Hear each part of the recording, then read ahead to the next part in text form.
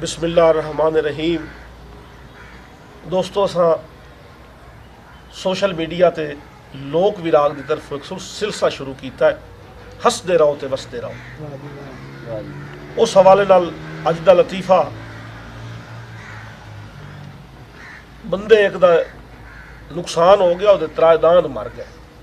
बेली जी हाँ, बेली ਉਹਦੇ सुनिया हो सके बेली मेरे दे दान मर गए। रुद्दा वधाई उस अपने छुहार नूं गल्लिया, जा चाचे तेरा तो जान हो गई, ते ओनू परचा आया।